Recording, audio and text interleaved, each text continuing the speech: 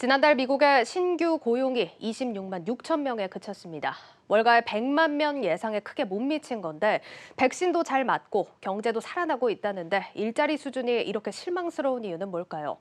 먼저 실업수당이 확대되면서 미국의 근로자들의 노동 의지가 약해졌다는 게 이유입니다.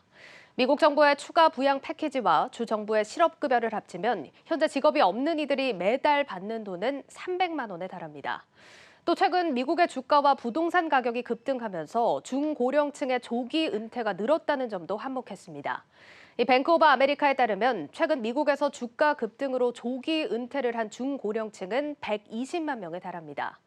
특히 코로나로 직장인들이 대면 문화를 꺼려하면서 이런 현상을 부추기고 있는 상황인데 자녀를 학교에 보내지 않는 부모가 늘고 있다는 점도 이유로 꼽힌다고 합니다. 이런 뜻밖의 고용 쇼크 탓에 연준이 조기에 금리를 올릴지 모른다는 경계감은 사그라든 상황입니다. 하지만 소득이 충분히 받쳐주지 않는 상황에서 물가마저 가파르게 오른다면 소비자의 부담은 상당하겠죠.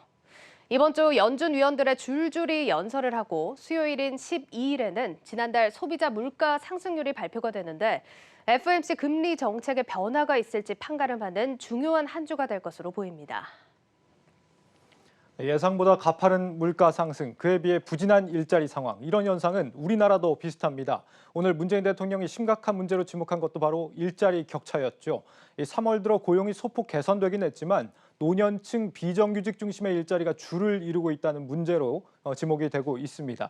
실제 일자리 문제는 지난달 한국은행 금융통화위원회 의사록을 통해서 여실히 드러나는데 금통위원들은 코로나19로 고용이 부진한 건 주로 대면 서비스업과 청장년 계층이었던 반면 정부의 대책은 주로 고령층 임시직 중심이었다고 지적하고 있습니다.